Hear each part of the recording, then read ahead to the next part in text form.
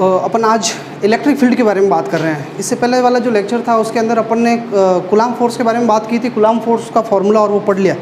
अगर आपको फोर्स पता होगा, कूलाम्ब फोर्स का फार्मूला, तो आप इलेक्ट्रिक फील्ड के बारे में समझ पाओगे। तो इलेक्ट्रिक फील्ड जो है उसके बारे में अपन डिस्कस कर रहे हैं। तो एक बार हेडिंग लगा दो बोले आप, electric field. Electric field, coulomb force का ओनली फार्मूला हमें आना चाहिए, वो वैसे आगे आपको अभी बता दिया जाएगा। अभी अपन एकदम न्यू टॉपिक स्टार्ट कर रहे हैं, इलेक्ट्रिक फील्ड। तो इसके बारे में लिखो डेफिनेशन। अच्छा देखो भाई, एक किसी स्टूडेंट ने मेरे से एक क्वेश्चन पूछा है कि सर ये फील्ड क्या होता है, क्यों प्रोड्यूस होता है, कैसे जनरेट होता है। देखो फील्ड का कॉन्सेप्ट आप इस तरीके से समझ सकते हो कि जैसे मैंने एक बार 11th में भी एग्जाम्पल दिया था, जब ग्रेविटेशनल का चैप्टर पढ़ा रहे थे अपन। जैसे मान लो आपको, मतलब आप एक हेलीकॉप्टर में बैठ करके या ऊपर किसी प्लेन में बैठ करके ऊपर जा रहे हो, और आप नीचे कोई दो जनों को आप टेनिस खेलते हुए देख रहे हो, लॉन टेनिस। और आपने कभी लॉन टेनिस के बारे में नहीं सुना, आपको पता नहीं कैसे ये गेम खेला जाता है, और आप देखते हो, आप बहुत ऊपर से देख रहे हो, तो आपको दिखता है कि दो पर्सन कंटिन्यूसली है ना एक दूसरे की तरफ आ रहे हैं। एक इधर जा रहा है, दूसरा भी इधर जा रहा है, एक इधर जा रहा है, उधर जा रहा है, कंटिन्यूसली इस तरीके से वो दोनों एक दूसरे की तरफ ऐसा लगता है खींचे हुए हैं। ये कभी पास आ रहा है, कभी ये इधर जा रहा है, लेकिन दोनों एक दूसरे को छोड़ नहीं रहे हैं। दोनों का मूवमेंट एक दूसरे के हिसाब से हो रहा है। फिर जब आप अच्छे तरीके से देखते हो तो आपको पता चलता है कि दोनों एक किसी बॉल को एक्सचेंज कर रहे हैं, बॉल को फेंक रहे हैं। ये फेंक रहा है, उसको दे रहा है, वो कैच करने के लिए इधर दौड़ता है। यानी वो आपस में दोनों जो बंधे हुए हैं, उन दोनों के बीच में जो इंटर रिएक्शन चल रही है, वो इंटर रिएक्शन किसकी वजह से, किसको एक्सचेंज करने की वजह से, उस बॉल को एक्सचेंज करने की वजह से। यानी उनके बीच में कुछ ना कुछ एक्सचेंज हो रहा है। और जब दो जने कोई चीज़ को एक्सचेंज करते हैं तो अपन कहते हैं कि वो दोनों आपस में अटैच हो गए, उन दोनों के बीच में कोई फोर्स लग रहा है, उन दोनों के बीच में कोई फील्ड जनरेट हो गया। तो जैसे बॉल वहाँ एक्सचेंज हो रही है, उसी तरीके से दो बॉडी जो होती है वो आपस में एक पार्टिकल को एक्सचेंज करती है, मैटर को एक्सचेंज करती है। उस पार्टिकल को एक्सचेंज करने की वजह से फील्ड जनरेट होता है। अगर वो पार्टिकल ग्रेविटॉन नाम का पार्टिकल है, कौन सा पार्टिकल है, ग्रेविटॉन, तो उसकी वजह से जो फील्ड जनरेट होता है वो ग्रेविटेशनल फील्ड। यानी जैसे अर्थ है, अर्थ और हमारे बीच में जो है भाई कौन सा फील्ड लगता है, ग्रेविटेशनल फील्ड लगता है। तो अर्थ हमें खींचती है, हम भी अर्थ को खींच रहे हैं, तो इसका मतलब हमारे बीच में लगातार एक पार्टिकल एक्सचेंज हो रहा है, ग्रेविटॉन। इलेक्ट्रिक फील्ड क्यों जनरेट होता है, उसमें भी एक पार्टिकल एक्सचेंज करते हैं, फोटोन। कौन सा पार्टिकल एक्सचेंज करते हैं, फोटोन। तो एक्चुअली कहने का मतलब है कि जब फील्ड तब प्रोड्यूस होता है जब कुछ ना कुछ इंटर रिएक्शन होती है, दो जनों में कुछ एक्सचेंज होता है। ठीक है, खैर अपन अब आज बात कर रहे हैं इलेक्ट्रिक फील्ड के बारे में। इलेक्ट्रिक फील्ड किसके अराउंड प्रोड्यूस होगा, चार्ज के अराउंड। ग्रेविटेशनल फील्ड किसके अराउंड प्रोड्यूस होता है, किसी बॉडी मैटर के अराउंड। तो डेफिनेशन लिखो इलेक्ट्रिक फील्ड की। दी रीजन की जगह स्पेस भी लिख सकते हो भाई, रीजन या space around a charge, around a charge in which when another charge enters another charge, कौन सा चार्ज आ रहा है, एक दूसरा चार्ज एंटर कर रहा है। ठीक है, और एक और यहाँ पे चार्ज वर्ड आया, देखो ये चार्ज आया है, ये दो बार चार्ज वर्ड आ रहा है। यानी इसका मतलब दो चार्ज के बारे में बात हो रही है, अभी अपन समझ लेंगे इसको। The region around a charge, किसी चार्ज के चारों ओर का रीजन जिसमें कोई दूसरा चार्ज जब एंटर करता है, then the entering charge experiences force.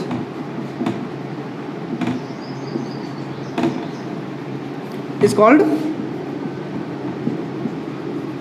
electric field,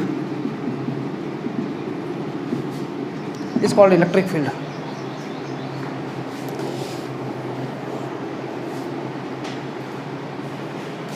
देखना भाई, ये एक चार्ज है, या हम चार्ज के बारे में बात कर रहे हैं। एक चार्ज है, इस चार्ज के चारों ओर एक फील्ड जनरेट हो गया, अभी ये फील्ड प्रोड्यूस हो गया। इस फील्ड को आप बोलते हो इलेक्ट्रिक फील्ड। वैसे चैप्टर स्टार्ट हुआ था तो बता दिया गया था, एक चार्ज जब रेस्ट में होता है तो उसके अराउंड फील्ड जनरेट होता है, जिसको अपन कहते हैं इलेक्ट्रिक फील्ड। तो इस चार्ज के चारों ओर ये फील्ड जनरेट हो गया। ठीक है, अब हमें कैसे पता चलेगा यहाँ इलेक्ट्रिक फील्ड है या नहीं है, तो हम क्या करेंगे, दूसरे चार्ज को अंदर लाएंगे। जैसे वो दूसरा चार्ज अभी तो बाहर है, लेकिन जैसे वो दूसरा चार्ज अंदर एंटर होगा, इस जगह पे जैसे ही वो एक दूसरा चार्ज आएगा, इस चार्ज को मैं नाम देता हूँ Q, और इस चार्ज को, एंटरिंग चार्ज को मैं नाम देता हूँ Q0। तो जैसे Q0 अंदर एंटर होगा तो इस Q0 पे क्या लगेगा, फोर्स लगेगा। अब वो फोर्स अट्रैक्शन भी हो सकता है, अगर ये नेगेटिव है तो, ये तो पॉजिटिव ही लेंगे हमेशा। और अगर ये पॉजिटिव है ये भी पॉजिटिव है तो फोर्स कैसा हो सकता है, रिपल्शन भी हो सकता है। कहने का मतलब जो चार्ज एंटर हुआ है उस पर क्या लगेगा, फोर्स लग रहा है। तो क्यों लग रहा है इस जगह पे फोर्स, क्यों लग रहा है, क्योंकि इस जगह पे क्या है, इलेक्ट्रिक फील्ड। कौन सा फील्ड है, इलेक्ट्रिक फील्ड। इलेक्ट्रिक फील्ड की वैल्यू को अपन ई से डिनोट करते हैं, ई वेक्टर से, ठीक है। तो भाई ये मेरे है इलेक्ट्रिक फील्ड, किसका फील्ड है ये, किसका है, इसका है कि इसका है, तो इस चार्ज का फील्ड है ये। तो जिस चार्ज के चारों ओर फील्ड जनरेट हो रहा है, जिसका फील्ड है उसका नाम देंगे सोर्स चार्ज। क्या नाम देंगे, सोर्स चार्ज। और ये चार्ज क्या कर रहा है यहाँ पे, ये तो हमने इसको अंदर डाला है, ज़बरदस्ती अंदर भेजा है ताकि पता लगा सके ये यहाँ पे इलेक्ट्रिक फील्ड है कि नहीं है। तो ये वाला जो चार्ज क्यू नॉट अंदर एंटर हुआ है, ये फील्ड इसका नहीं है भाई, ये फील्ड किसका है, इसका है, इसका है। हम इसके फील्ड की बात कर रहे हैं। ये तो खाली यूँ चेक करने के लिए अंदर आया है, इसलिए ये पता लगाने के लिए लाया, इसलिए इसका नाम होता है टेस्ट चार्ज। क्या होता है, टेस्ट चार्ज। तो अब आप यूँ बताओ कि जैसे अर्थ है, अर्थ के चारों ओर क्या है, ग्रेविटेशनल फील्ड है। कैसे पता हमें, क्योंकि हम अर्थ के अंदर रहते हैं, हम अर्थ के अंदर है, अर्थ ने हमें खींच के रखा हुआ है। क्या यूँ बताओ अर्थ का ग्रेविटेशनल फील्ड दूसरी बॉडीज़ पे डिपेंड करता है क्या, दूसरी बॉडीज़ का मतलब है अर्थ का ग्रेविटेशनल फील्ड क्या हम लोगों पे डिपेंड करता है, हमारे मास पे। अरे भाई कोई एक आदमी मर गया, टपक गया, तो क्या ग्रेविटेशनल फील्ड कम होता है रोज़, क्या बढ़ता है, क्या नहीं होता है। क्योंकि फील्ड जो होता है जिस बॉडी का है, जिसकी वजह से प्रोड्यूस हो रहा है, वो खाली उसी पे डिपेंड करता है। तो ये किसका फील्ड है, इसका है। इतना डिटेल से एक्सप्लेन कर रहा हूँ, देखो मैं, इसका फील्ड है, ये इसका फील्ड है सोर्स चार्ज का। तो ये ओनली किस पे डिपेंड करेगा, सोर्स चार्ज पे। टेस्ट चार्ज का कोई लेना देना नहीं होता है। तो ये डायग्राम बना दे आप, ये इलेक्ट्रिक फील्ड का मेरे ख्याल से आपको समझ में आ गया होगा।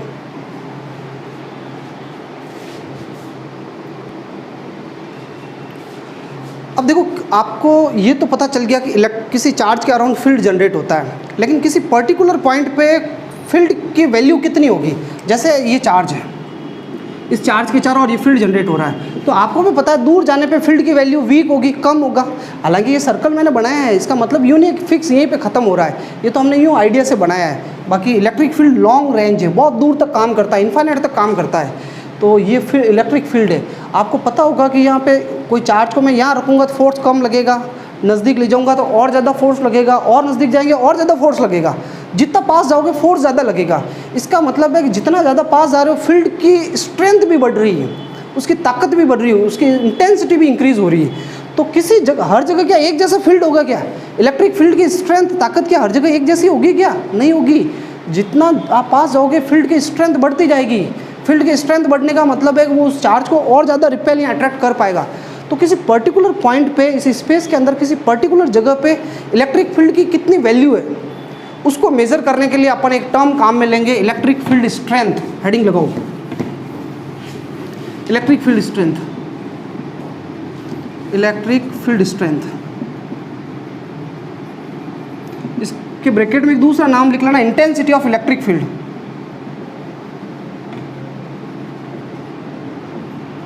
अब आगे अपन इसको खाली इलेक्ट्रिक फील्ड ही बोलेंगे।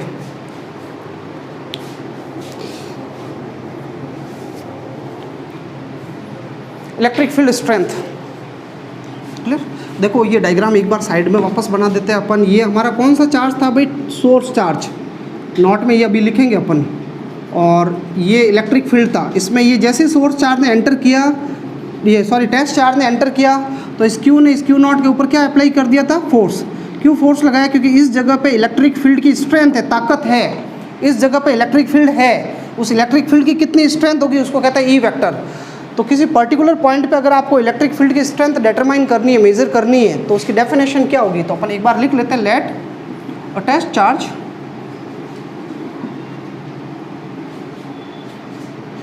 Q not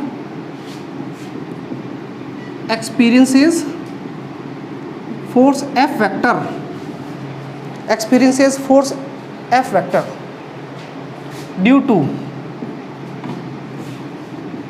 electric field of source charge Q. So electric field strength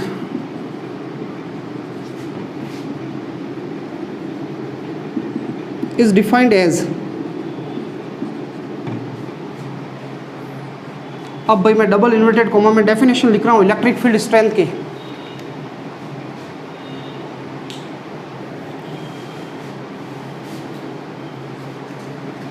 double inverted comma में लिखना, the electric field strength at any point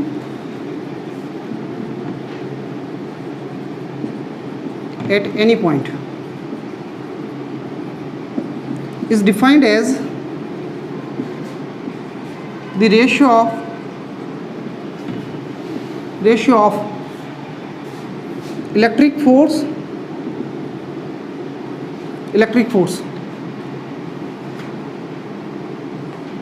experienced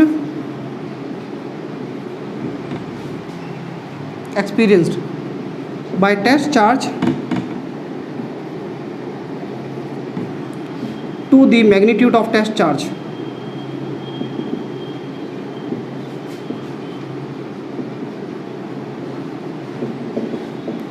Magnitude of test charge, या इसकी जगह यूँ भी कर सकते हो अगर डेफिनेशन को थोड़ा सा इजी बनाना चाहते हो आप, हो भाई आपके ऊपर। वैसे तो ये भी अपने आप में इजी है, खाली मैंने एक फॉर्मूला है उसी को लिखा है। Electric force experienced per unit test charge लिख करके भी आप काम चला सकते हो। तो यहाँ लिख रहा हूँ, देखना भाई, आपको किसी भी जगह पे इलेक्ट्रिक फील्ड की स्ट्रेंथ चाहिए तो इलेक्ट्रिक फील्ड स्ट्रेंथ क्या होगी, ratio of force experienced by the charge to the, कौन एक्सपीरियंस कौन कर रहा है फोर्स एक्सपीरियंस, ये कर रहा है कि ये कर रहा है ना, ये एक्सपीरियंस कर रहा है, तो फोर्स एक्सपीरियंस ये कर रहा है तो अपॉन में ये आएगा, यानी ये इलेक्ट्रिक फील्ड स्ट्रेंथ का फॉर्मूला है। और इसी को तो मैंने लिखा है, देखो, electric field strength at any point is defined as ratio of force experienced by the test charge to the magnitude of test charge. नीचे किसका मैग्नीट्यूड आ रहा है, टेस्ट चार्ज ही आ रहा है, सब कुछ टेस्ट चार्ज आ रहा है। और यहाँ पे मैं एक वर्ड ऐड कर रहा हूँ भाई, limit q naught tends to 0, तो ये इलेक्ट्रिक फील्ड स्ट्रेंथ का फॉर्मूला है। ये मैंने लिमिट क्यों लिखा ये अभी आपको पता चल जाएगा।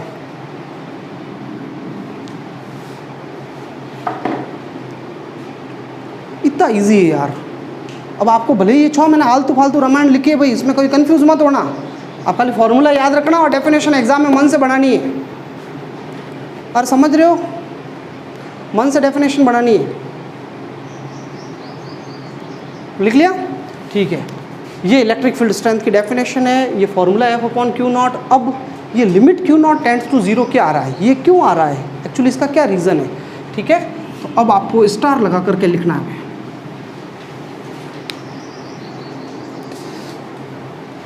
देखो, मैं अब आप मुझे यूँ बताओ कि जैसे अर्थ का ग्रेविटेशनल फील्ड है, तो क्या अर्थ के अंदर, जैसे हम जैसे तो रह रहे हैं छोटी छोटी बॉडीज़, पर क्या कोई बहुत बड़ी बॉडी अर्थ के अंदर एंटर कर सकती है।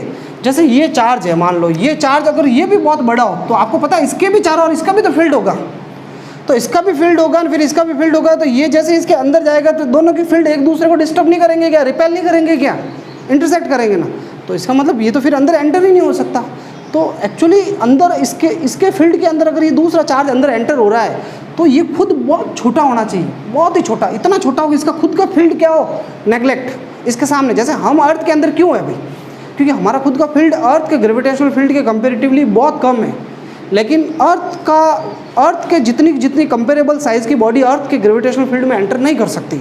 तो एक्चुअली ये जो टेस्ट चार्ज है ये बहुत छोटा है, और ये इंडिकेट करने के लिए मैंने एक वर्ड लिखा है, limit q naught tends to 0। इसका मतलब है q naught tends to 0, tends to 0 का मतलब है क्यू नॉट इतना छोटा है कि इसकी वैल्यू 0 के आसपास है, 0 के आसपास। और ये क्या बताना चाह रहा है, ये बताना चाह रहा है क्यू नॉट बहुत छोटा है, और होना भी चाहिए क्यू नॉट बहुत छोटा, तभी तो ये इसके फील्ड के अंदर एंटर करेगा। नहीं तो क्यू नॉट अगर बड़ा होगा तो ये इसके फील्ड को डिस्टर्ब कर देगा ना, समझ रहे हो। तब यहाँ पे फिर आप खाली इसके इलेक्ट्रिक फील्ड की बात नहीं कर पाओगे, इसका फील्ड की। तो ये लाइन हमें लिखनी है, और ये एग्जाम में 1 नंबर का क्वेश्चन आया हुआ है भाई, यही फॉर्मूला आपके सामने लिखा हुआ है। और ये ऐसे लिखा, what does imply limit q naught tends to 0। Limit q naught tends to 0 का क्या मतलब है, तो फिर हमें ये चीज़ लिखनी है जो मैं अभी लिखा रहा हूँ। लिखो, here limit q naught tends to 0, here limit q naught tends to 0 implies that, implies बता रहा है that the magnitude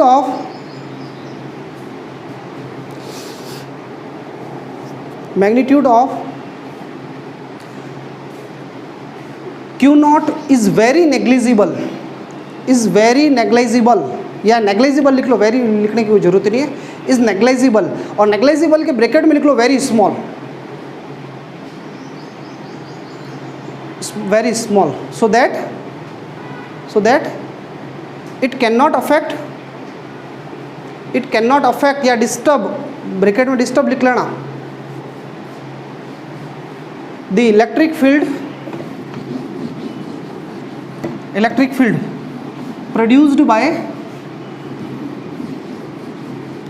produced by source charge,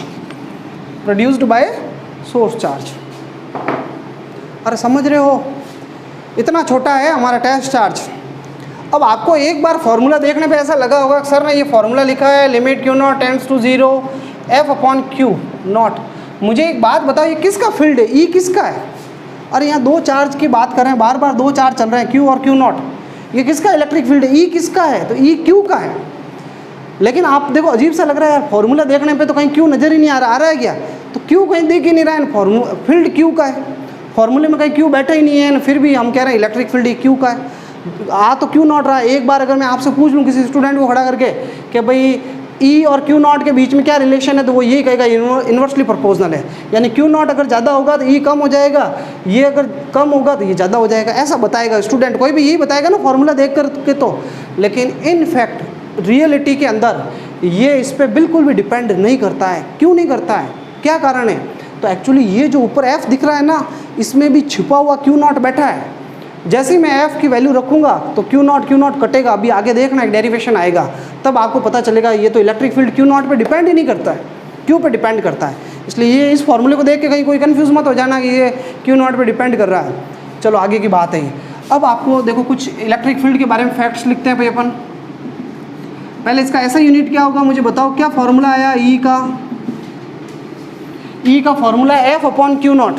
तो F का यूनिट होता है न्यूटन और कुलाम, चार्ज का यूनिट होता है कुलाम, ये ऐसा यूनिट। डायमेंशन निकालनी पड़ेगी भाई, तो N upon C force upon charge की डायमेंशन निकालो भाई। फोर्स की डायमेंशन होती है M1 L1 T-2, पता है ना। और चार्ज की डायमेंशन आपको बताई हुई है सेकेंड लेक्चर के अंदर, मतलब current into time T1 A1। तो कुल मिला के फाइनल डायमेंशन होगी M1 L1 T-3 और A-1। लिख लो आप, ये एक्चुअली मुझे फटाफट लिखना चाहिए। इलेक्ट्रिक फील्ड एक वेक्टर क्वांटिटी है भाई, it is vector.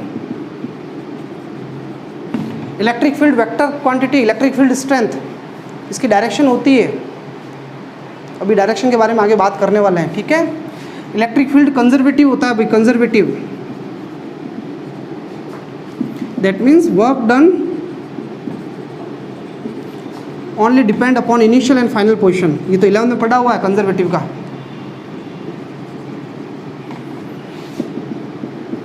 Initial and final position, not depend upon path.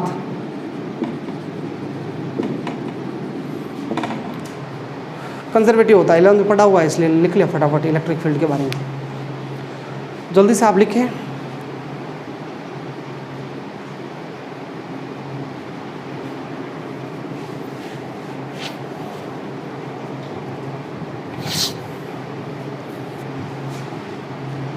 देखो ऐसा जनरली बार बार स्टूडेंट्स ये गलती कर रहे हैं, हालांकि वो गलती के बारे में अगला जैसे फॉर्मूला डेराइव होगा तब बताऊंगा, और टेस्ट में भी आप लगातार कंटिन्यूसली वो मिस्टेक कर रहे हैं। ये सारी चीज़ें मैं रफ कर रहा हूँ, डेरिवेशन कर रहे हैं।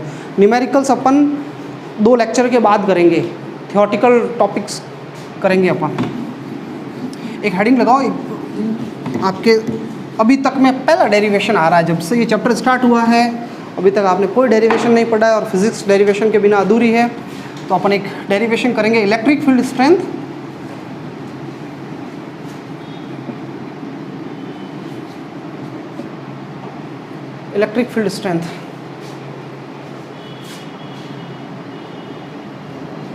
Due two point charge.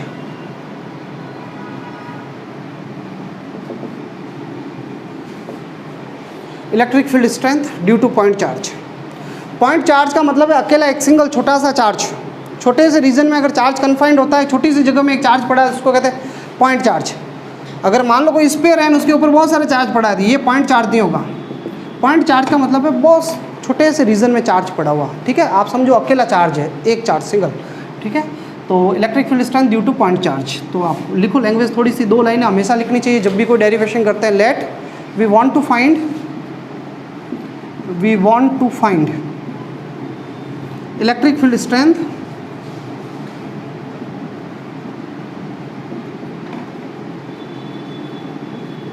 Due to a charge small q at distance r at point P.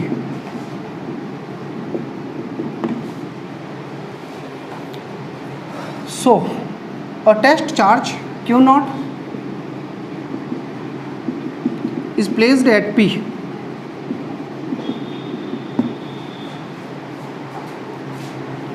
P.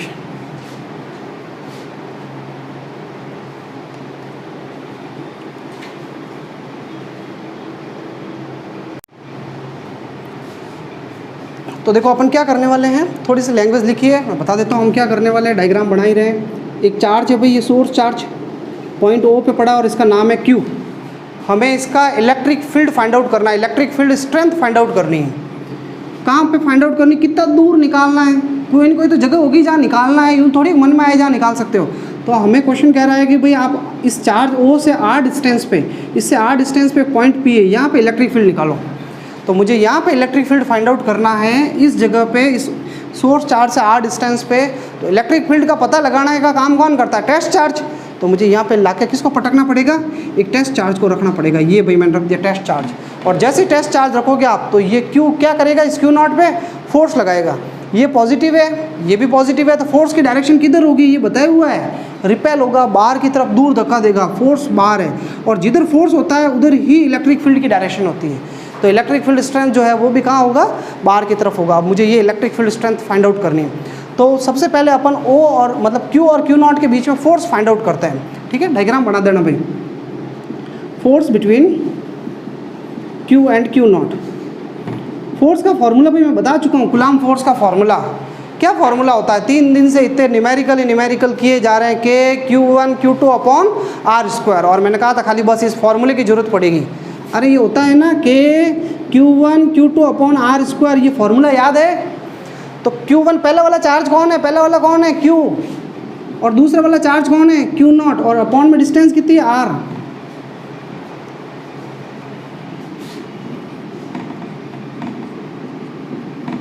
K, इसको सही ढंग से लिख लेता हूँ, K Q naught upon R। अच्छा हाँ, मैंने देखो वेक्टर लगाया, वेक्टर लगाने पे एक R कैप लगा दो, ये लिखने की कहीं जरूरत नहीं यार, इक्वेशन 1 इसी को दे दो। यहाँ मैंने वेक्टर लगाया तो इधर साथ में मैंने एक क्या लगा दिया, R कैप भी लगा दिया। जब भी वेक्टर नोटेशन करोगे एक R कैप जरूर लगा देना। क्लियर। अब इलेक्ट्रिक फील्ड स्ट्रेंथ की डेफिनेशन क्या है, according to definition of electric field strength. अभी मैंने इलेक्ट्रिक फील्ड स्ट्रेंथ का फॉर्मूला लिखा है भाई, ये वाला, E vector equal to limit Q naught tends to 0 F upon Q naught. पता है ना ये फॉर्मूला। तो मैंने F निकाल दिया, पहले फोर्स की ज़रूरत पड़ेगी मुझे, इसलिए मैंने दोनों के बीच में फोर्स निकाल दिया। और फोर्स निकालते अब यहाँ पे E का मेन फार्मूला यही हमने पढ़ा है, इसमें किसकी वैल्यू पुटअप कर देंगे, F की वैल्यू पुटअप कर देंगे और आंसर आ जाएगा पुटिंग 1।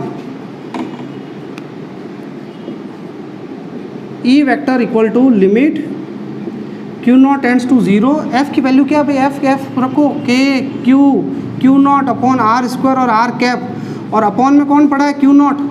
ये देखो F की वैल्यू रखी उठा के मैंने, ये F की जगह पड़ा है भाई, F की जगह ये आ गया पूरा Q naught upon R square R cap, और अपॉन में कौन बैठा है Q नॉट। ये देखो अपॉन में Q नॉट, ये तो आता है ना फॉर्मूला है उसमें, वो वैल्यू उठा के ऐसे कैसे रखनी है। तो मैंने F की वैल्यू रख दी, वो निकाला हुआ है, और अपॉन में Q नॉट। डेरिवेशन का मतलब ऐसे ही होता है, एक वैल्यू उठा के दूसरे में रखो। कौन किससे कट रहा है भाई, Q नॉट से Q नॉट। ये देखो मैंने ये Q नॉट यही खत्म हो जाएगा, हट गया Q नॉट। तो फिर अब भाई क्या लिमिट लगाने का कोई लॉजिक है क्या, जब Q नॉट ही नहीं बचा तो फिर अब लिमिट का क्या काम है, हटा दो Q नॉट को। तो क्या रह गया, फॉर्मूला क्या आ गया भाई, E equal to KQ upon R square और R कैप, और यही से हमारा फॉर्मूला आ गया इलेक्ट्रिक फील्ड स्ट्रेंथ का।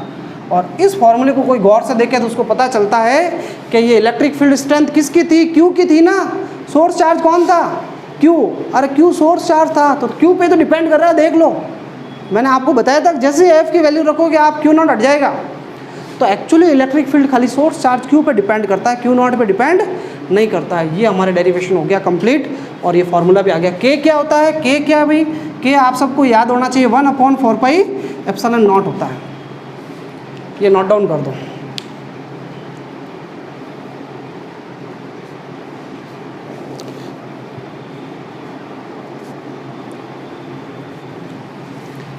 यही अगर मैं कहूँ कि भाई ये तो डेरिवेशन कंप्लीट हो गया, यहाँ पे कंप्लीट हो गया। अच्छा एक ग्राफ की बात करें तो एक ग्राफ बना देते हैं, graph between E and R, E और आर के बीच में ग्राफ।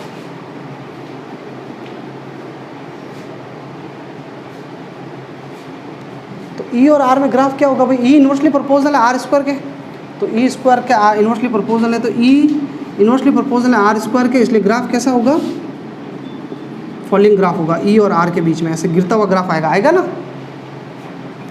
थोड़ा ग्राफ का मेरे को कॉन्सेप्ट अभी क्लियर करना पड़ेगा। उस कूलॉम फोर्स पे भी मेरे को ग्राफ नहीं बनवाए थे आपसे, ग्राफ बनवाने पड़ेंगे मुझे अभी। ये दिख रहा है भाई, ये हो गया। फिर अपन अभी थोड़ा ये ख़त्म होने के बाद वापस ग्राफ के ऊपर वापस आ जाएंगे अपन। ये टॉपिक कंप्लीट हो गया, ठीक है। अब यहाँ तो कंप्लीट हो गया, ओवर हो गया भाई, लाइनें खींच लेना।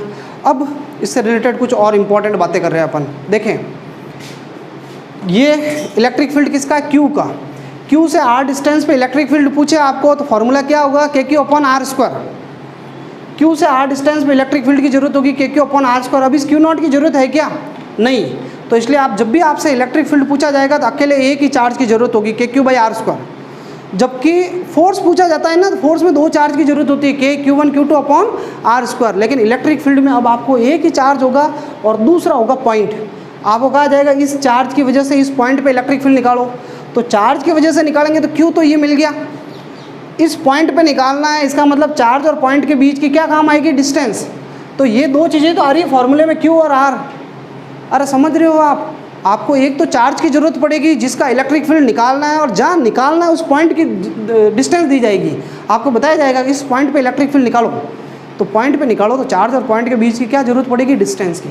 बाकी आपको दूसरे चार्ज क्यू नॉट की अब जरूरत नहीं पड़ेगी। तो अब मैं सब जगह मैन यही फार्मूला अप्लाई करूँगा, K Q by R square.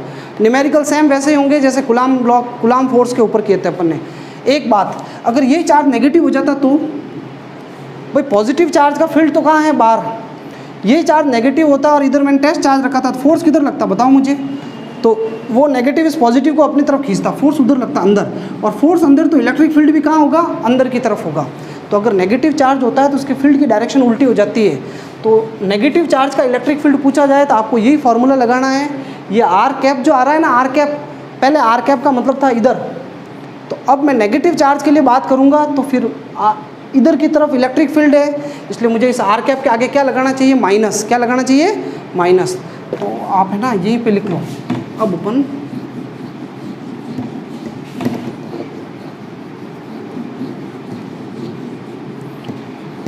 Star लगा के लिख लेना, electric field due to minus Q. Minus Q की वजह से फील्ड निकालना हो, ये माइनस क्यू की वजह से इस आर डिस्टेंस पे इलेक्ट्रिक फील्ड निकालना है। तो माइनस नेगेटिव चार्ज का इलेक्ट्रिक फील्ड कहाँ होगा भाई, अंदर की तरफ होगा, ई वेक्टर अंदर की तरफ। अब क्यू नॉट मत बनाओ, एक बार तो लिख लो फॉर्मूला। यहाँ क्यू नॉट रख देता हूँ, चलो। फोर्स भी अंदर है, इलेक्ट्रिक फील्ड भी अंदर, तो फॉर्मूला क्या होगा भाई, के क्यू अपॉन आर स्क्वायर, और यहाँ आर कैप के आगे क्या आ जाएगा, माइनस आर कैप। ये भी एक नंबर का पूछा हुआ है।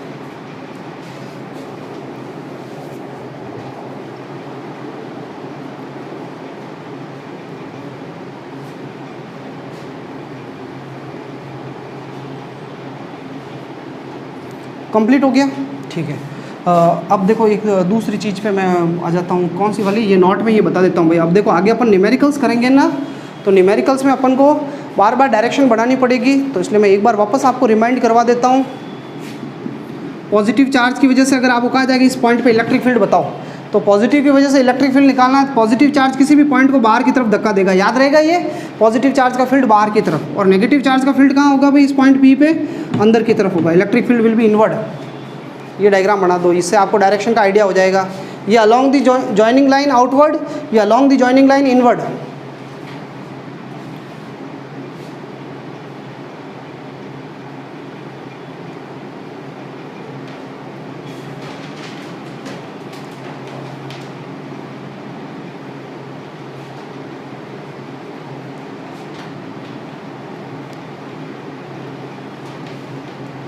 हो गया, इसको कर दे अपन रफ, पूरे को हटा देते हैं। न्यूमेरिकल करेंगे जब इलेक्ट्रिक फील्ड फाइंड आउट करना होगा ड्यू टू पॉइंट चार्ज, तो कौन सा फॉर्मूला अप्लाई करोगे, KQ/R²। ठीक है, न्यूमेरिकल करते टाइम अपन वेक्टर नहीं लगाएंगे, तो ये माइनस की भी जरूरत नहीं पड़ेगी, माइनस हो या प्लस हो, चार्ज का आपको साइन जो है चार्ज का, उसका यूज़ हमें डायरेक्शन में काम आएगा। फॉर्मूला तो हम सिंपली क्या लगाएंगे, कोई भी चार्ज हो, बोले पॉजिटिव हो या नेगेटिव, फॉर्मूला क्या लगाएंगे, KQ/R²। अगर वेक्टर लगाते हो ना आप, तब आपको अगर पॉजिटिव चार्ज है तो R कैप और नेगेटिव चार्ज है तो -R कैप लिखना पड़ेगा। अगर आप वेक्टर नहीं लगा रहे हो तब आपका ये R कैप हट जाएगा पूरे। तो पॉजिटिव चार्ज हो या नेगेटिव चार्ज, फॉर्मूला KQ क्या रहेगा, R² रहेगा। अब मैं आपको फाइनली एक बार ग्राफ के बारे में बता देता हूँ, फील्ड के टाइप्स के बारे में बता देता हूँ, फिर एक न्यू टॉपिक पे आ जाएंगे अपन। तो देखो भाई, अब अपन, मैं एक्चुअली भूल गया कूलाम वाला जो फोर्स था, कूलाम फोर्स, उस पर मुझे ग्राफ बताने थे आपको। तो एक बार वापस अपन आते हैं कूलाम फोर्स के ऊपर, ठीक है ना। तो आप एक बार हेडिंग लगाना,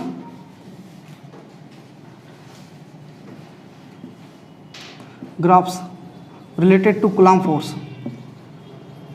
कॉलम फोर्स।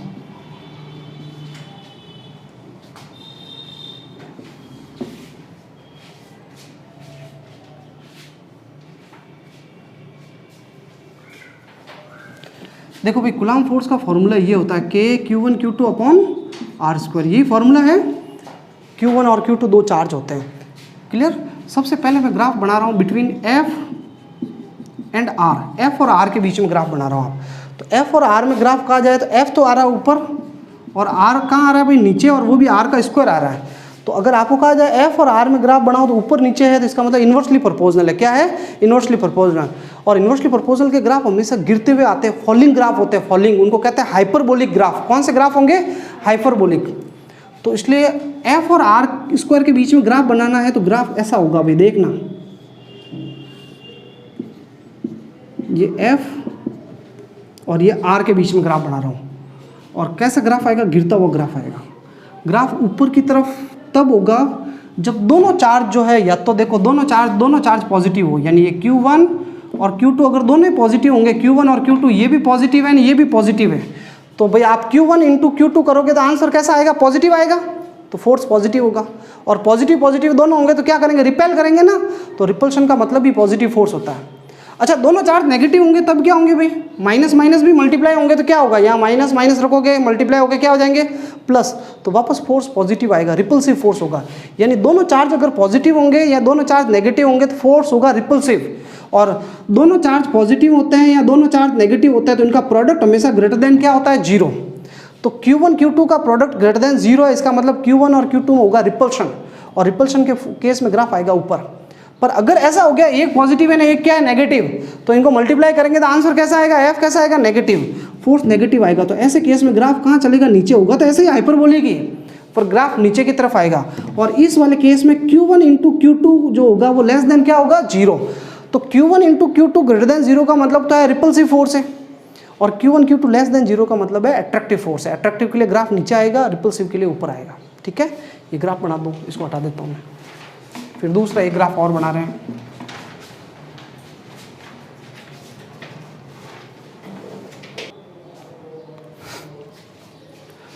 देखिए, हम सेकंड ग्राफ बना रहे हैं। ये ग्राफ इंपॉर्टेंट है, बिटवीन F एंड 1/R²। अब इसको लॉजिकली समझना, ये कहना क्या चाह रहा है, F और 1/R² में ग्राफ क्या है भाई। F आप देख रहे हो इन्वर्सली प्रोपोर्शनल है R² के, इन्वर्सली प्रोपोर्शनल है ना R² के, R² के इन्वर्सली प्रोपोर्शनल है। पर मैं 1/R² को पूरा एक मान लूँ, पूरा ये एक ही चीज़ है, पूरा एक है, तब आप क्या कहोगे। मैं देखो कहूँ F और R क्या है तो इन्वर्स है, पर मैं को F और 1/R² क्या, पूरा 1/R² एक ले रहा हूँ, तब तो डायरेक्टली हो गया ना, आमने सामने हो गए ना। तब तो डायरेक्टली प्रोपोर्शनल हो गया। और डायरेक्टली प्रोपोर्शनल के ग्राफ होता है स्ट्रेट लाइन। कैसे होते हैं? Straight line. तो देखना अब इस चीज़ को, ये एग्जाम में आया हुआ है कई बार। जैसे ये f है और ये इधर मैं r नहीं ले रहा हूँ भाई, 1/r² पूरा एक साथ ले रहा हूँ। तो f और 1/r² में ग्राफ कैसा आएगा? Straight line. ऊपर की तरफ ग्राफ तब आएगा जब दोनों चार्ज कैसे हो? सेम नेचर के हो। और नीचे की तरफ ग्राफ कब आएगा? जब एक चार्ज पॉजिटिव और एक नेगेटिव, यानी Q1 Q2 लेस देन 0। ये रिपल्सिव है और ये क्या है? अट्रैक्टिव। समझ रहे हो इसको?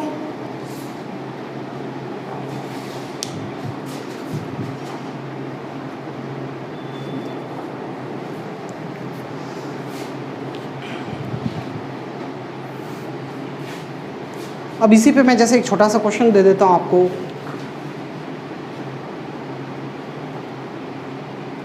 इसको हटा देते हैं, बढ़ाओ जल्दी।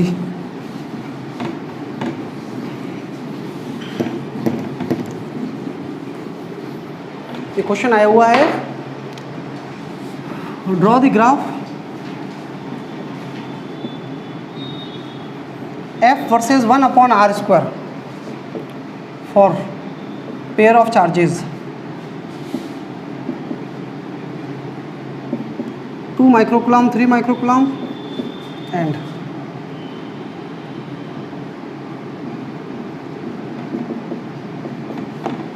दो ग्राफ बनाने भाई, दो पेयर के लिए। तो आपको पता है f और 1/r² का ग्राफ कैसा होगा भाई? स्ट्रेट लाइन होगा ना। अभी तो बताया, अरे अभी बताया ना, f डायरेक्टली प्रोपोर्शनल होता है 1/r² के, होता है ना। f और r में नहीं पूछ रहा है, f और 1/r² में। तो ऊपर की तरफ प्लस f और नीचे की तरफ क्या हो जाएगा? Minus f। और इधर मैं ले रहा हूँ 1/r²। गलती से भी गलती नहीं करनी है, एग्जाम में ध्यान रखना। यहाँ गलतियाँ जितनी करनी है कर लेना। एग्जाम में तो थोड़ी सी एक गलती हो गई तो नंबर लेके दे के बैठोगे आप। देखो भाई, ये दोनों चार्ज पॉजिटिव पॉजिटिव है तो रिपल्सिव फोर्स होगा ना। रिपल्सिव का ग्राफ कहाँ आएगा? ऊपर की तरफ। पहले देखो, और ये दोनों फोर्स कैसे है? ये दोनों चार्ज कैसे है? एक पॉजिटिव है एक नेगेटिव, तो अट्रैक्टिव फोर्स होगा। और अट्रैक्टिव फोर्स के लिए ग्राफ जो आएगा वो नीचे की तरफ आएगा। अब आप देखो एक चीज़ नोटिस करें भाई, ये है 2 माइक्रोकुलम 3 माइक्रोकुलम के लिए ग्राफ है, और ये ग्राफ किसके लिए है? 4 माइक्रोकुलम -1 माइक्रोकुलम। मैंने ये जो ग्राफ बनाया ना, इसमें इस ग्राफ की स्लोप रखी है ज़्यादा और इसकी रखी कम। ऐसे यूँ नहीं मन में आए जैसे दो लाइनें खींच ली, एक ऊपर ना एक नीचे। हालांकि नंबर दे देगा एग्जामिनर, पर हमें थोड़ा सा कॉमन सेंस काम में लेना है। आप देखो, इन दो के बीच में फोर्स ज़्यादा होगा कि इन दो के बीच में फोर्स ज़्यादा होगा? तो फोर्स का फॉर्मूला होता है K Q1 तो Q1 × Q2 करोगे तो कितना आएगा? 2 और 3 मल्टीप्लाई होकर कितना आएगा? 6। और इधर ये दोनों मल्टीप्लाई होंगे, माइनस को छोड़ दो, माइनस का मतलब तो नीचे ग्राफ है। 4 और 1 मल्टीप्लाई होकर कितना आएगा? 4।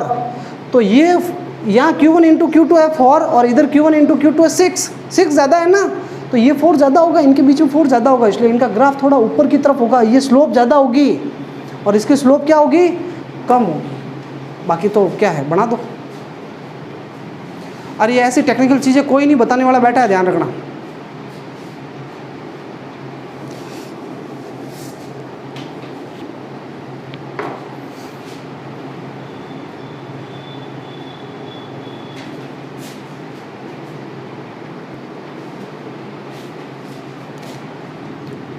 तो अपन ने फोर्स के लिए ग्राफ बनाया, वैसे वैसे एक बार इलेक्ट्रिक फील्ड के लिए वापस बना देते हैं ना। अपन ने अभी जो बनाया था इलेक्ट्रिक फील्ड के लिए ग्राफ, वो ऐसे सिंपली बना दिया था, पर अब अपन थोड़ा सिस्टमेटिकली बनाते हैं, ठीक है। Graph for electric field.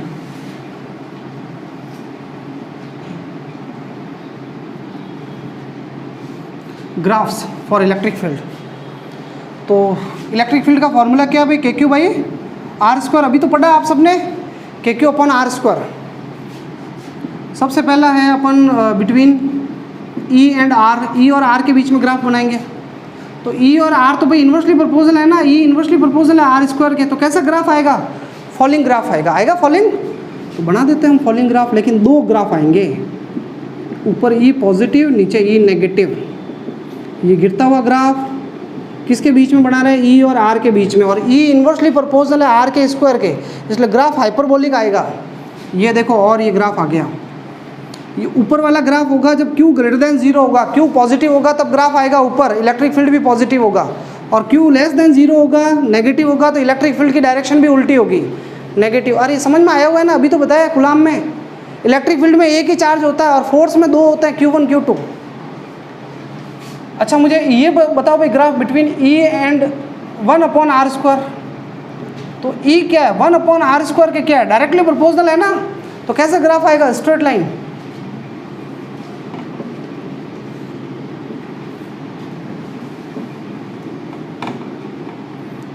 ये स्ट्रेट लाइन, ये भी स्ट्रेट लाइन। ये तब आएगा जब Q ग्रेटर देन 0 होगा, ये तब आएगा जब Q लेस देन 0 होगा।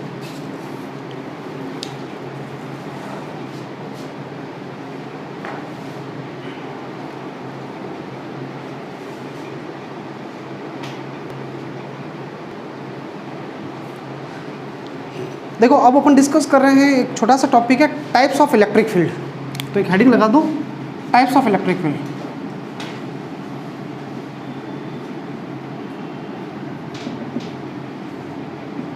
एक होता है uniform electric field.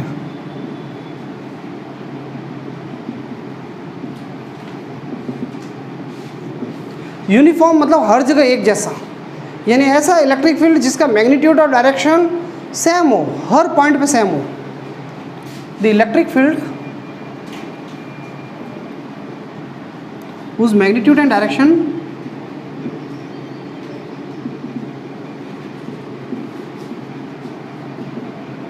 remains same at all points is called uniform electric field.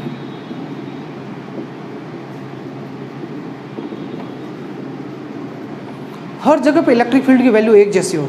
देखो इलेक्ट्रिक फील्ड को इंडिकेट करने के लिए अपन ऐसे लाइनें बनाते हैं, इनके बारे में अपन आगे बढ़ेंगे। तो यूनिफॉर्म फील्ड को दिखाने के लिए अपन ऐसे पैरेलल लाइंस बनाते हैं। कैसी लाइंस बनाते हैं, पैरेलल और बराबर डिस्टेंस पे बनानी लाइनें। ये लाइनें यूनिफॉर्म इलेक्ट्रिक फील्ड को शो करती है। ये कैसा फील्ड है,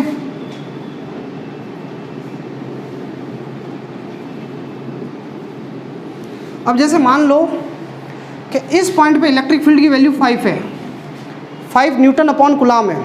तो दूसरे किसी और पॉइंट पे जाओगे तो भी कितनी मिलेगी आपको, 5। हर जगह 5 5 5 5। अगर मान लो इधर 6 है तो कहीं पे भी चले जाओगे 6। और डायरेक्शन किधर होगी, हर जगह पे इलेक्ट्रिक फील्ड की इधर होगी। ठीक है। दूसरी बात जो है नॉन यूनिफॉर्म फील्ड, ये लिख लो आप। उसके बाद सेकंड नंबर हेडिंग डाल देना भाई, यहीं पे मैं लिख लेता हूँ non uniform electric field. Non uniform electric field, the electric field whose magnitude and direction are different at different points is called non uniform field. Different points पे डिफरेंट होगी डायरेक्शन। किसी जगह 5 है, किसी जगह क्या है 6, किसी जगह कुछ और है। इसको आप चाहो जैसे बना सकते हो, जैसे ऐसे भी बना सकते हो अलग अलग लाइन से, ये फील्ड अलग, या फिर इस तरीके से बना सकते हो भाई ऐसे। ये नॉन यूनिफॉर्म फील्ड को इंडिकेट कर रहा है।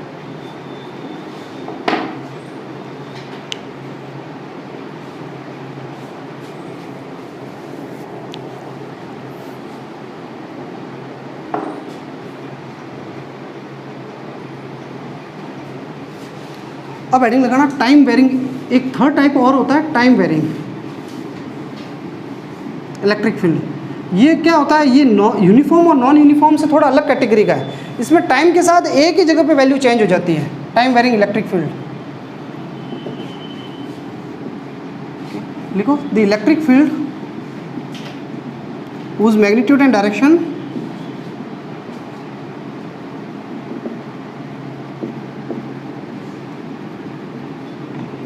changes with time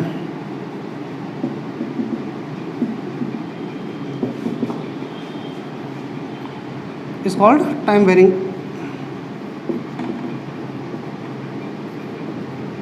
electric field. Time के साथ चेंज हो जाती है उसकी वैल्यू, तो उसको अपन कहते हैं टाइम वेरिंग, है ना। उसका कोई डायग्राम नहीं होता है। किसी पर्टिकुलर पॉइंट पे 5 है, थोड़ी देर बाद देखोगे उसी पॉइंट पर ही 5 की जगह कुछ और हो जाएगा, 6 हो जाएगा। उसी पॉइंट पे अपने आप ही बदल जाता है, टाइम के साथ चेंज होता है। ऐसे फील्ड को कहते हैं अपन टाइम वेरिंग इलेक्ट्रिक फील्ड। कोई डाउट नहीं है, कोई कन्फ्यूज़न नहीं है। अब मैं एक बहुत काम की बात बता रहा हूँ आपको, ये मैं पूरा रफ कर लेता हूँ। एक देखो, एक थोड़ी सी एक चीज़ और मैं आपने जहाँ पे इलेक्ट्रिक फील्ड का यूनिट लिखा था ना, ऐसा यूनिट, तो आपने क्या यूनिट लिखा था, न्यूटन अपॉन कूलम लिखा था। वहाँ एक यूनिट और लिख लो आप, हालांकि वो अगले चैप्टर में आएगा, पर आप एक यूनिट और लिख लो ताकि आपको पता रहे, वो ज़्यादा यूज़ आता है यूनिट। तो जहाँ आपने यूनिट लिखा था ऐसा unit newton upon coulomb electric field का, एक और यूनिट होता है volt upon metre, V/m, volt पर मीटर, ये भी एक यूनिट है, ये अगले चैप्टर में आएगा, है ना, पोटेंशियल वाले में। तो भी अपन याद आ गया तो अपन इसको यहीं पे अटैच कर लेते हैं, ये चीज़ होगी। फिर एक चीज़ और मैं बता देता हूँ जो न्यूमेरिकल्स में काम आएगी, कॉन्सेप्चुअल बात है।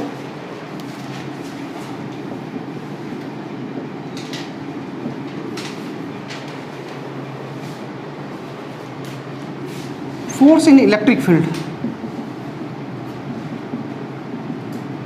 अब मुझे नहीं लगता आप इसको थोड़ा सा इजीली समझ पाओगे, पर अगर आप कोशिश करोगे तो आप शायद नहीं अटकोगे, क्योंकि न्यूमेरिकल्स जब आपको अगले लेक्चर्स में मिलेंगे तो इस टॉपिक पे बहुत सारे न्यूमेरिकल्स मिलेंगे आपको, तो वहाँ पे आप कंफ्यूज हो सकते हो। तो मैं आपको, देखो आपने अभी तक फोर्स का एक फार्मूला पढ़ा है, कूलम का फार्मूला पढ़ा है ना, K/Q1 Q2 अपॉन R², ये पढ़ा है। कूलम का फार्मूला तब काम में लेते हो जनरली जब आपको दो चार्ज दिए जाए, जैसे ये एक चार्ज पड़ा है, ये चार्ज पड़ा है, और मैं कह दूँ भाई फोर्स फाइंड आउट करो, इलेक्ट्रिक फोर्स फाइंड आउट करो, इलेक्ट्रोस्टैटिक फोर्स फाइंड आउट करो, कूलम फोर्स फाइंड आउट करो, तो दो चार्ज दिख जाए तब आपके पास एक ही फार्मूला होगा, कौन सा, K/Q1 Q2 अपॉन R², ये फार्मूला है ना आपके सामने ये। लेकिन जब अकेला एक ही चार्ज पड़ा हो और मैं कहूँगा अब इस पर फोर्स निकालो, इलेक्ट्रिक फोर्स, तो आप ये फार्मूला लगा सकते हो, आप नहीं लगा पाओगे आप।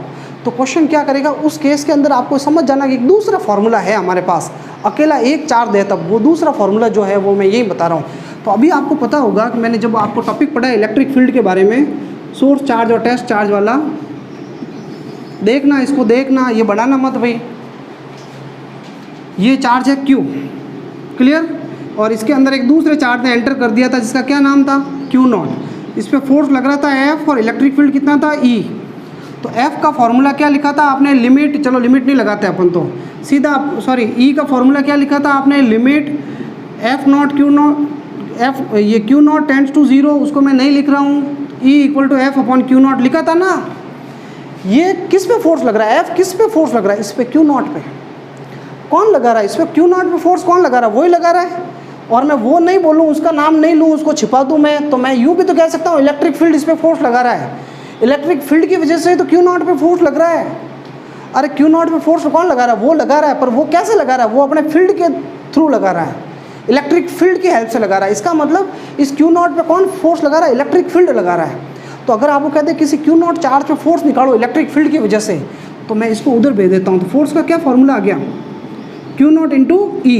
अरे ये समझ रहे हो, F का फॉर्मूला है Q0 × E। तो ये हमारे सामने एक और फार्मूला आया, ये फार्मूला किस पे फोर्स का फार्मूला है, Q0 पर। Q0 पर फोर्स फाइंड आउट करो किसकी वजह से, इलेक्ट्रिक फील्ड की वजह से, तो सीधा फार्मूला लगा देना Q0 × E। अच्छा देखो, जो चीज़ बताना चाह रहा हूँ, मैं ये कह रहा हूँ, मान लो ये इलेक्ट्रिक फील्ड है, इलेक्ट्रिक फील्ड की वैल्यू मैंने कह दिया E, और मैंने कह दिया यहाँ पे एक चार्ज रख दिया, Q चार्ज रखा, कौन सा चार्ज रख दिया, Q। देखो इस बात को समझो कि ये E इलेक्ट्रिक फील्ड क्या इसका Q0 का है क्या, ये Q0 का है क्या फील्ड, ये किसका फील्ड है, ये तो Q का है। तो Q का फील्ड लगा रहा है फोर्स Q0 पे, किसी का फील्ड किसी और पे फोर्स लगाता है, मेरा फील्ड मेरे ऊपर फोर्स नहीं लगाएगा। जैसे ये इलेक्ट्रिक फील्ड Q का है, तो Q का फील्ड Q पे फोर्स नहीं लगाएगा, किस पे लगाएगा, Q0 पे। इस बात को समझे आप, इलेक्ट्रिक फील्ड किसी और का, जैसे ये फॉर्मूला है Q0 E, तो E तो किसी और का है, और ये किसी और का फील्ड किस पे फोर्स लगा रहा है, Q0 पे। सेम वही बात है, ये चार्ज Q पड़ा है, ये Q चार्ज जो है कोई और चार्ज है, कोई और है, ये वाला Q नहीं है। ये जो इलेक्ट्रिक फील्ड डेवलप कर रहा है, E कर रहा है, ये E तो इस Q की वजह से है, पर ये Q चार्ज कोई और है, और ये इलेक्ट्रिक फील्ड कहीं और से आगे से आ रहा है, किसी फील्ड के अंदर मैंने Q को रख दिया। तो जैसे इस Q चार्ज को रखा किसी दूसरे के फील्ड में, तो ऑब्वियसली 100% इस Q के ऊपर क्या लगेगा, फोर्स लगेगा।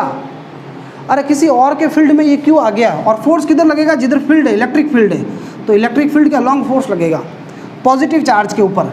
अगर ये चार्ज नेगेटिव हो जाता ना, तो इसमें फोर्स किधर लगता, ये नेगेटिव होता तो फोर्स इलेक्ट्रिक फील्ड के कहाँ लगता, अपोजिट इधर लगता, इधर उल्टा लगता। अब मैं आपको ये कहना चाह रहा हूँ, बताओ इस पर फोर्स कितना लगेगा, इस Q पे, इस इलेक्ट्रिक फील्ड की वजह से।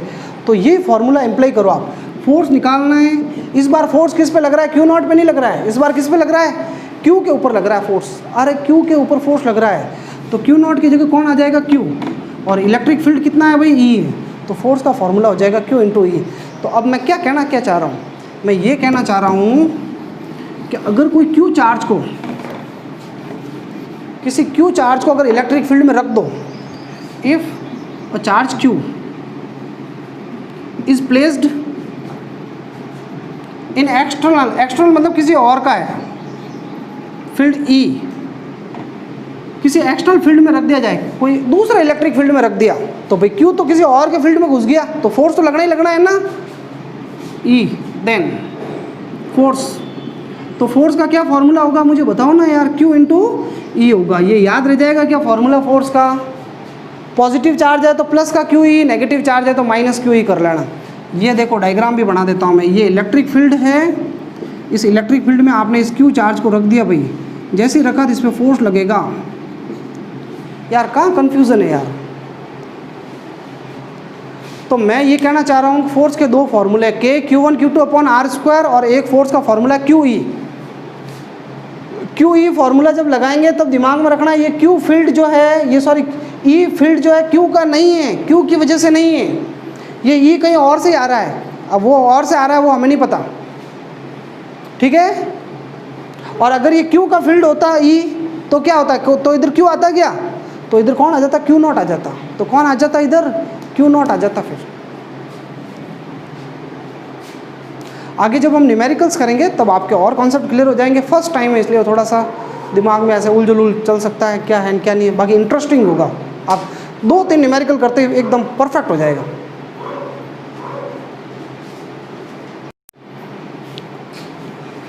तो अब अपन एक टॉपिक स्टार्ट करेंगे, इलेक्ट्रिक डाइपोल। हेडिंग लगा दो,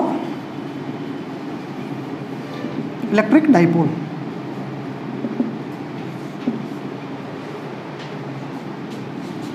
The pair of two equal and opposite charges, equal and opposite charges separated by very small distance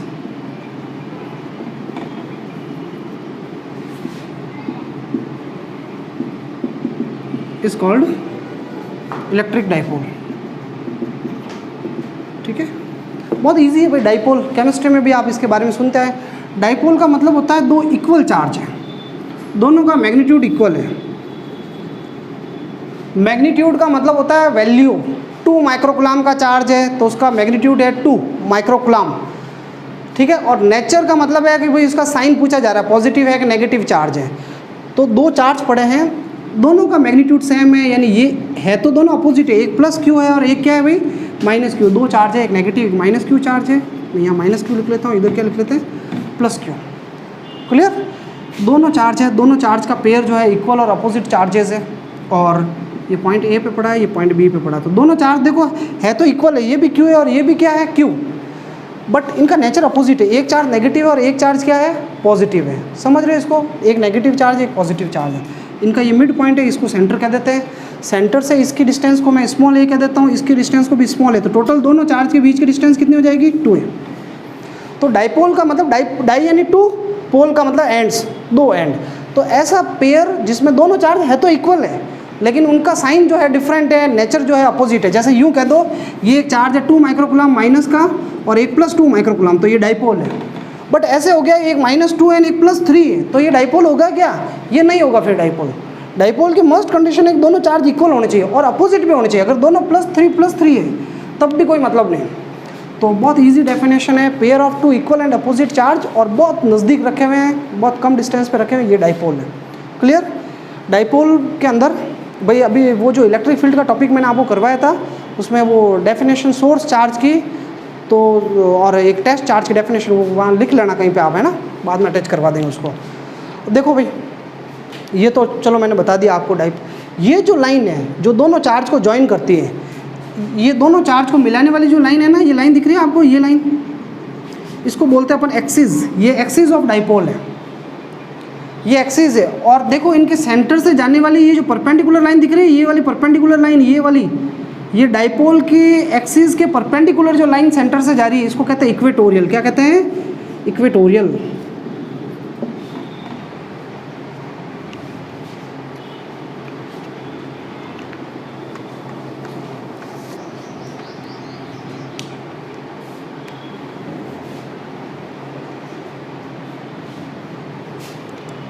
clear? अच्छा, एग्जाम्पल्स दे देते हैं आपको डाइपोल के, बहुत सारे एग्जाम्पल है, जैसे HCl, NaCl, ये सारे MgO एक्सेट्रा बहुत सारे हैं डाइपोल्स, ये डाइपोल के एग्जाम्पल्स हैं। क्लियर? जैसे NaCl है, HCl है। NaCl में आपको पता होगा Na तो होता है प्लस और Cl क्या होता है माइनस, तो ये दो इक्वल और अपोजिट चार्ज नहीं है क्या? इक्वल और अपोजिट चार्ज का पेयर, इसलिए डाइपोल। तो मुझे बता सकता है Na के ऊपर कितना चार्ज दिख रहा है भाई आपको? मैंने स्टार्टिंग में न्यूमेरिकल्स भी करवाए थे, चार्ज क्वांटिजेशन में मैंने बताया भी था कि Na के ऊपर आपको +1 दिख रहा है, तो इसका मतलब यूं नहीं है इसका चार्ज 1 है। +1 का मतलब होता है इससे एक इलेक्ट्रॉन कम में निकाला हुआ है, तो इसलिए इसका चार्ज होगा 1e, समझ रहे हो? और इसका चार्ज कितना है? इसका चार्ज है तो ये तो वैलेंसी है ना, आपको पता है ना, -1 का मतलब एक इलेक्ट्रॉन ज़्यादा है, तो इसका मतलब इसका ऊपर चार्ज होगा -1e। ये e से मल्टीप्लाई करना मत भूलना कभी, चार्ज पूछ ले इसका। तो खैर ये NaCl किसका एग्जाम्पल हो गया भाई? डाइपोल का एग्जाम्पल। तो इतना ईजी कॉन्सेप्ट है, डाइपोल का मतलब pair of two equal and opposite charge. Exam में डेफिनेशन आए तो मेरे ख्याल से लिख लोगे आप, कहीं कोई कन्फ्यूजन नहीं है। अब अपन एक नेक्स्ट इंपॉर्टेंट डेफिनेशन पढ़ रहे हैं, electric dipole moment.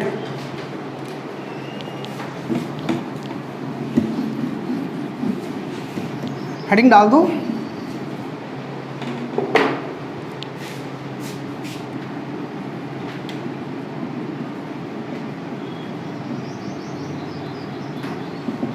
Electric dipole moment. ये भी बहुत इंपॉर्टेंट डेफिनेशन है भाई, इंपॉर्टेंट टॉपिक है। द प्रोडक्ट ऑफ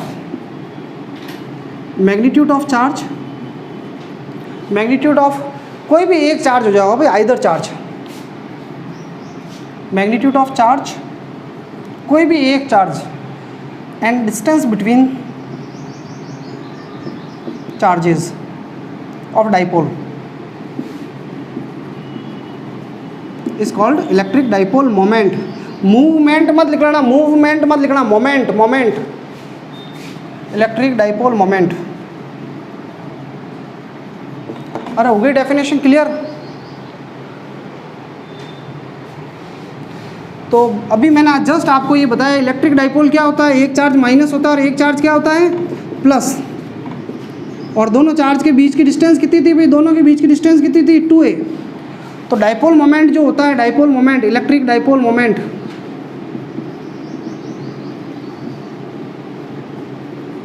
क्या फॉर्मूला बताया मैंने? फॉर्मूला क्या बताया डाइपोल मोमेंट का? Charge into distance between the charges. Dipole moment को P से डिनोट करते हैं। किससे डिनोट करते हैं? P से।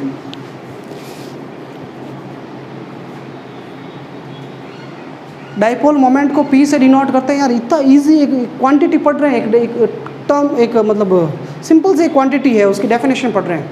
अच्छा, डाइपोल मोमेंट को P से डिनोट करता है। चार्ज की वैल्यू बताओ भाई, कोई भी एक चार्ज की वैल्यू बताओ। तो कोई भी एक, दोनों क्यू क्यू है ना, तो कोई भी एक चार्ज की वैल्यू क्यू। अब कोई बोलने लग गया भाई, चार्ज की वैल्यू है क्यू और डिस्टेंस कितनी है दोनों चार्ज के बीच की?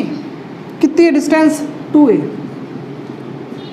तो ये डाइपोल मोमेंट का फॉर्मूला हो गया Q into 2a, Q into 2a।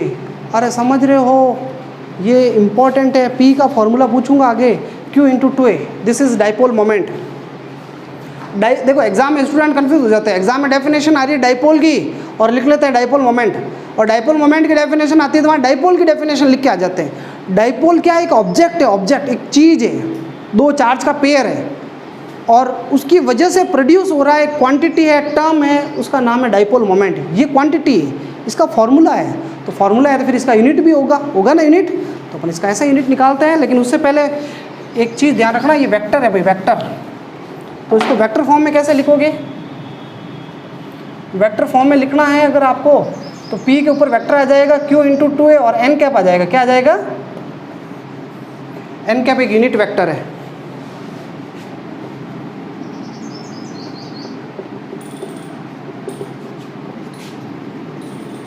From -q to +q। अभी मैं डायरेक्शन बता रहा हूँ भाई, डाइपोल मोमेंट की डायरेक्शन -q से +q होती है।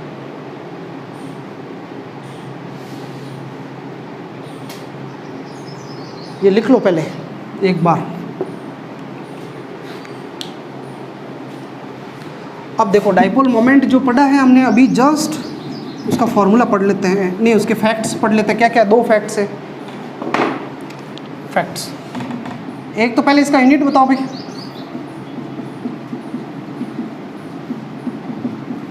ऐसा यूनिट क्या होगा, फॉर्मूला है चार्ज इनटू डिस्टेंस। क्यू का यूनिट होता है कूलम और डिस्टेंस का यूनिट होता है मीटर। ये 2a लिखा हुआ है तो इसलिए मीटर का कोई स्क्वायर मत कर लेना, 2 × a है, समझ रहे हो। Q का कूलम और 2a का पूरा डिस्टेंस है तो मीटर। डायमेंशन आप निकालते रहना। अच्छा सीजीएस यूनिट होता है इसका डिबाई। डिबाई केमिस्ट्री में पढ़ा होगा ना, डिबाई। डिबाई लिखते रहना। और it is vector having direction -q to +q। इसकी डायरेक्शन होती है भाई -q से +q।